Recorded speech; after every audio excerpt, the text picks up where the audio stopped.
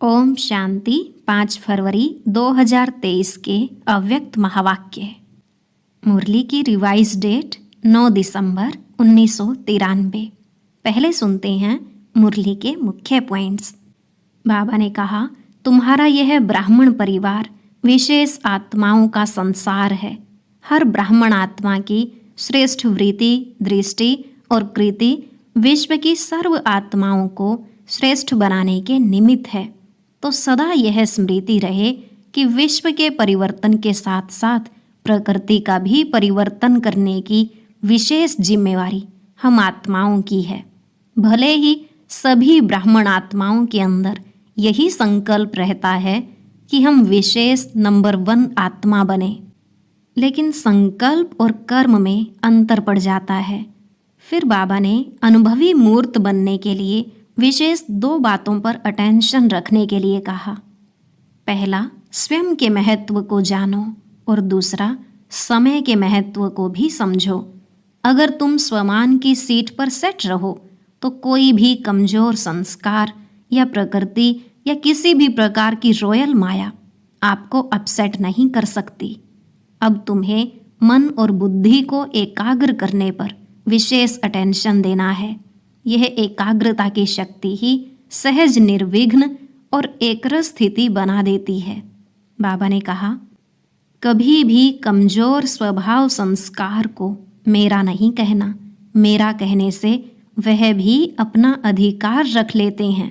सदा याद रखो, अनादि और आदि संस्कार ही हम आत्माओं के अपने संस्कार हैं। यह पुराने संस्कार तो माया की देन है। लास्ट में बाबा ने कहा, यह अटेंशन जरूर रखो, सदा मन और बुद्धि आपके ऑर्डर अनुसार ही चले। कभी भी मन मालिक को परवश नहीं बनाए। परवश आत्मा कभी भी इतना सुख, चैन या आनंद की अनुभूति नहीं कर सकती। अब सुनते हैं महावाक्यों को विस्तार से। मुरली का सार। एकाग्रता की शक्ति से दृढ़ता द्वारा सहज सफलता की प्राप्ति। आज ब्राह्मण संसार के रचता अपने चारों ओर के ब्राह्मण परिवार को देख हर्षित हो रहे हैं। ये छोटा सा, न्यारा और अति प्यारा अलौकिक ब्राह्मण संसार है। सारे ड्रामा में अति श्रेष्ठ संसार है, क्योंकि ब्राह्मण संसार की हर गतिविधि न्यारी और विशेष है।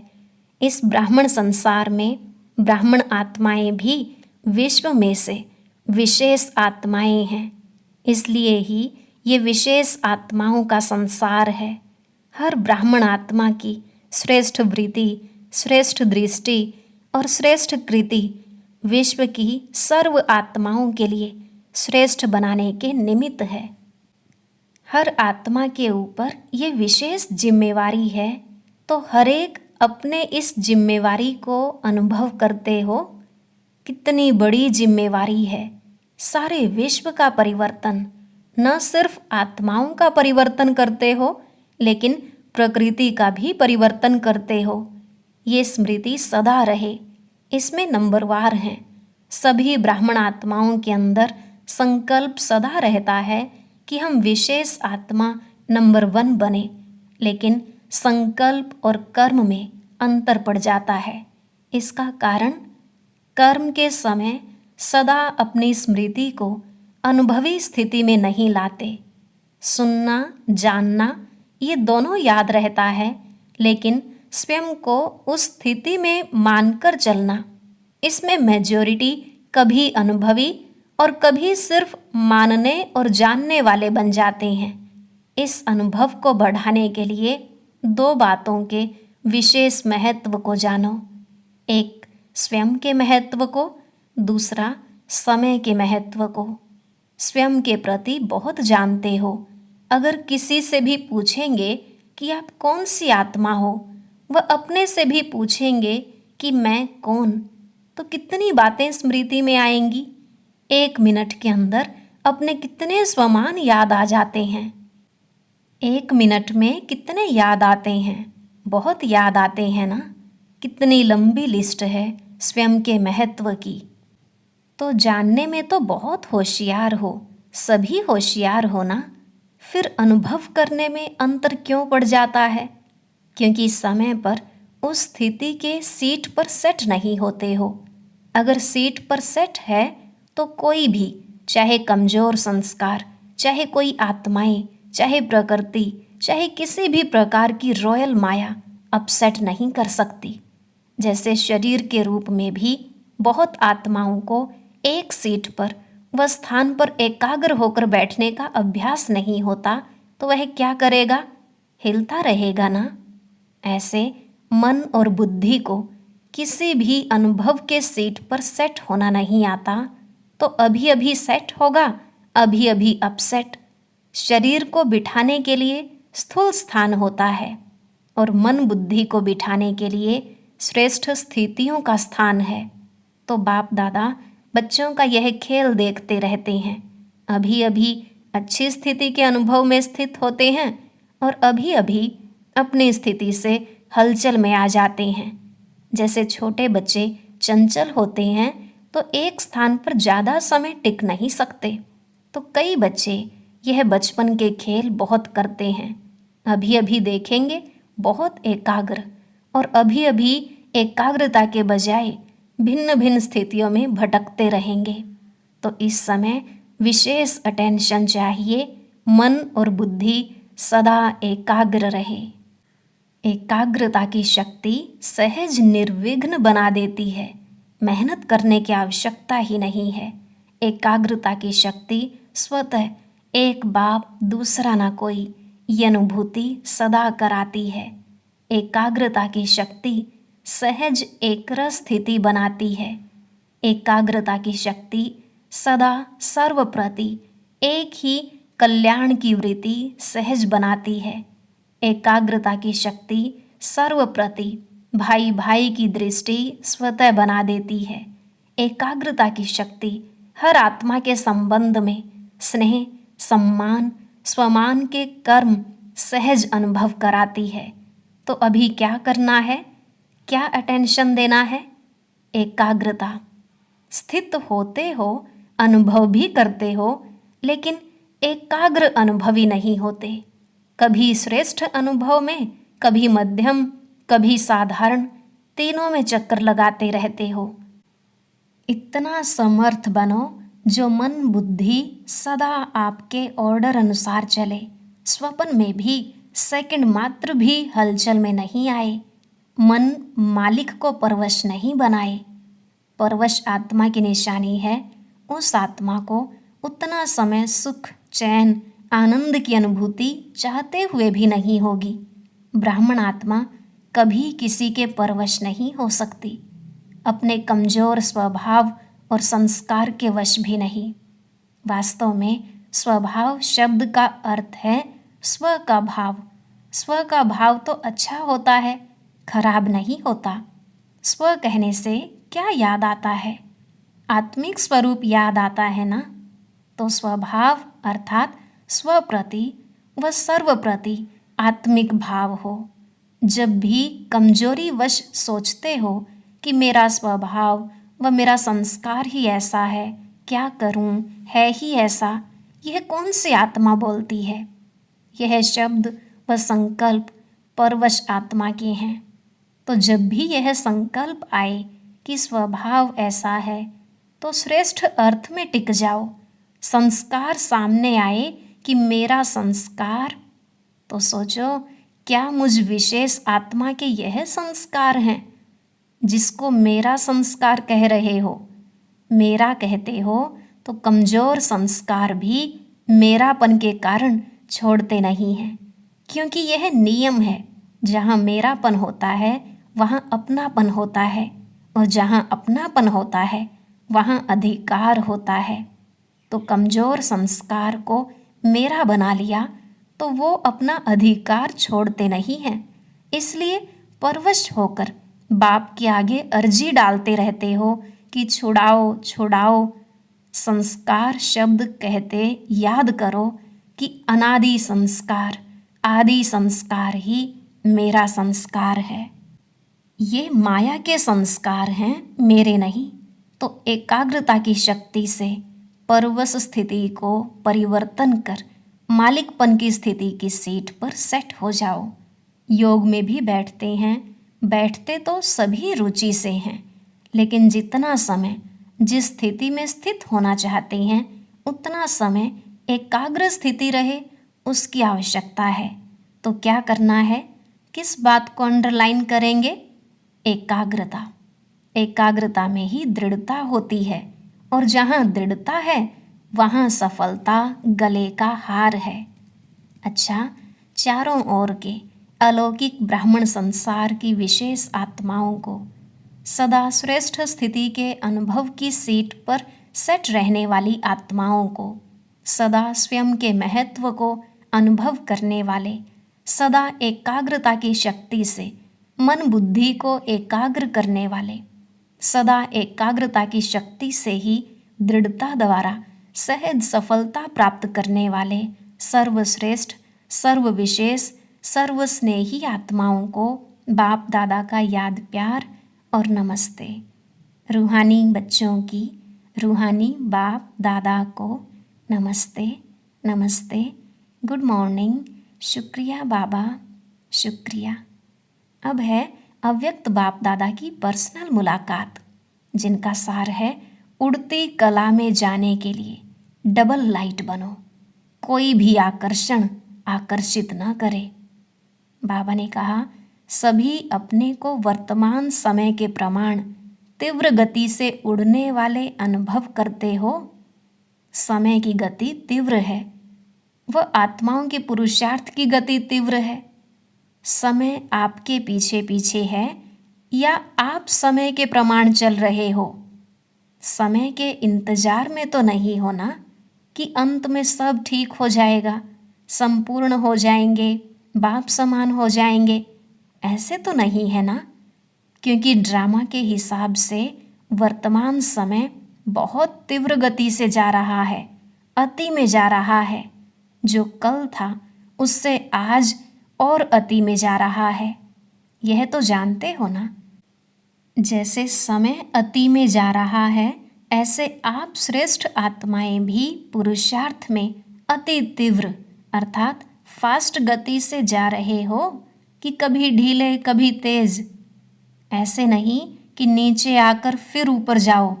नीचे ऊपर होने वाले की गति कभी एकरस फास्ट नहीं हो सकती। तो सदा सर्व बातों में श्रेष्ठ व तीव्र गति से उड़ने वाले हो। वैसे गायन है, चढ़ती कला सर्व का भला, लेकिन अभी क्या कहेंगे? उड़ती कला सर्व का भला। अभी चढ़ती कला का समय भी समाप्त हुआ, अभी उड़ती कला का समय है। तो उड़ती कला के समय कोई चढ़ती कला से पहुंचना चाहे तो पहुंच सकेगा? नहीं। तो सदा उड़ती कला हो। उड़ती कला की निशानी है सदा डबल लाइट। डबल लाइट नहीं तो उड़ती कला हो नहीं सकती। थोड़ा भी बोझ नीचे ले आता है। जैसे प्लेन में जाते हैं, उड़ते हैं, तो अगर मशीनरी में या पेट्रोल में जरा भी कचरा आ गया तो क्या हालत होगी? उड़ती कला से गिरती कला में आ जाता है। तो यहाँ भी अगर किसी भी प्रकार का बोझ है, चाहे अपने संस्कारों का, चाहे वायुमंडल का, चाहे किसी आत्मा के संबंध संपर्क का, कोई भी बोझ है तो उड़ती कला से हलचल में आ जाता है। कहेंगे वैसे तो मैं ठीक हूँ, लेकिन ये कारण है ना, इसलिए ये संस्कार का, व्यक्ति का, वायुमंडल का बंधन है। लेकिन कारण कैसा भी हो, क्या भी हो, तीव्र पुरुषार्थी सभी बातों को ऐसे क्रॉस करते हैं जैसे कुछ है ही नहीं। मेहनत नहीं, मनोरंजन अनुभव करेंगे। तो ऐसी स्थिति को कहा जाता है उड़ती कला। तो उड़ती कला है या कभी कभी नीचे आने का, चक्कर लगाने का दिल हो जाता है। कहीं भी लगाव नहीं हो, जरा भी कोई आकर्षण आकर्षित नहीं करे। रॉकेट भी तब उड़ सकता है जब धरती की आकर्षण से परे हो जाए, नहीं तो ऊपर उड़ नहीं सकता। ना चाहते भी नीचे आ जाएगा।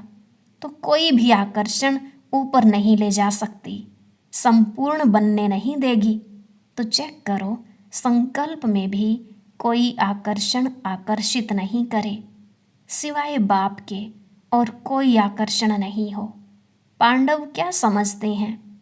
ऐसे तीव्र पुरुषार्थी बनो, बनना तो है ही ना। कितने बार ऐसे बने हो, अनेक बार बने हो। आप ही बने हो या दूसरे बने हैं? आप ही बने हो तो नंबरवार में तो नहीं आना है ना, नंबर 1 में आना है। माताएं क्या करेंगी?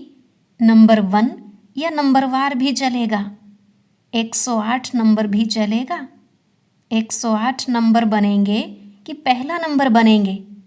अगर बाप के बने हैं, अधिकारी बने हैं, तो पूरा वर्षा लेना है या थोड़ा कम? फिर तो नंबर 1 बनेंगे ना। दाता फुल दे रहा है तो लेने वाला कम ले तो क्या कहेंगे?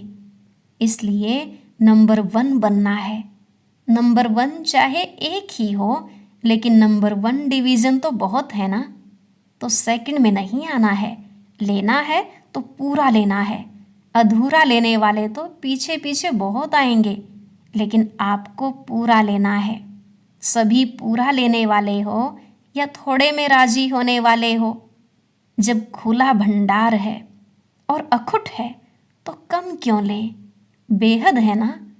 हद हो कि 8,000 इसको मिलना है, 10,000 इसको मिलना है, तो कहेंगे भाग्य में इतना ही है।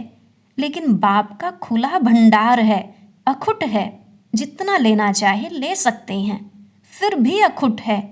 अखुट खजाने के मालिक हो, बालक सो मालिक हो, तो सभी सदा खुश रहने वाले हो ना। कि थोड़ा थोड़ा कभी दुख की लहर आती है। दुख की लहर स्वप्न में भी नहीं आ सकती। संकल्प तो छोड़ो, लेकिन स्वप्न में भी नहीं आ सकती। इसको कहा जाता है नंबर 1। तो क्या कमाल करके दिखाएंगे? सभी नंबर 1 आकर दिखाएंगे ना। वैसे भी दिल्ली को दिल कहते हैं, तो जैसा दिल होगा वैसा शरीर चलेगा। आधार तो दिल होता है ना। दिल है दिलाराम की दिल, तो दिल की गद्दी यथार्थ चाहिए ना, नीचे ऊपर नहीं चाहिए। तो नशा है ना कि हम दिलाराम का दिल हैं। तो अभी अपने श्रेष्ठ संकल्पों से स्वयं को और विश्व को परिवर्तन करो। संकल्प किया और कर्म हुआ। ऐसे नहीं, सोचा तो बहुत था, सोचते तो बहुत हैं, लेकिन होता बहुत कम है। वे तीव्र पुरुषार्थी नहीं हैं। तीव्र पुरुषार्थी अर्थात संकल्प और कर्म समान हो, तभी बाप समान कहेंगे। खुश हैं और सदा खुश रहेंगे, यह पक्का निश्चय है ना। खुश रहने वाले ही खुश नसीब हैं। यह पक्का है या थोड़ा थोड़ा कच्चा हो जाता है? कच्ची चीज़ अच्छी लगती है, पक्के को पसंद किया जाता है। तो पूरा ही पक्का रहना है। रोज़ अमृत वेले यह पाठ पक्का करो कि कुछ भी हो जाए, खुश रहना है, खुश करना है। अच्छा, और कोई खेल नहीं दिखाना, यही खेल दिखाना, और खेल नहीं करना। अच्छा, आज का वरदान भाग्य और भाग्य विधाता बाप की स्मृति में रहे। भाग्य बांटने वाले फ्राक दिल महादानी भव। भाग्य और भाग्य विधाता बाप की स्मृति में रहे। भाग्य बांटने वाले फ्राक दिल महादानी भव। बाबा ने कहा, भाग्य विधाता बाप और भाग्य दोनों ही याद रहें, तब औरों को भी भाग्यवान बनाने का उमंग उत्साह रहेगा। जैसे भाग्य विधाता बाप ब्रह्मा द्वारा भाग्य बांटते हैं, ऐसे आप भी दाता के बच्चे हो, भाग्य बांटते चलो। वे लोग कपड़ा बांटेंगे, अनाज बांटेंगे, कोई गिफ्ट देंगे, लेकिन उससे कोई तृप्त नहीं हो सकते। आप भाग्य बांटो तो जहाँ भाग्य है वहाँ सब प्राप्तियाँ हैं। ऐसे भाग्य बांटने में फ्राक दिल श्रेष्ठ महादानी बनो, सदा देते रहो। स्लोगन, जो एक नामी रहते और एकानामी से चलते हैं, वही प्रभु प्रिय हैं। जो एक नामी रहते और इकोनॉमी से चलते हैं वही प्रभु प्रिय हैं। और अब सुनते हैं आज का अव्यक्त ज्ञान मोती। ये एक बहुत संस्कारितापूर्ण वीडियो है, जरूर देखें, कोई भी मिस ना करे।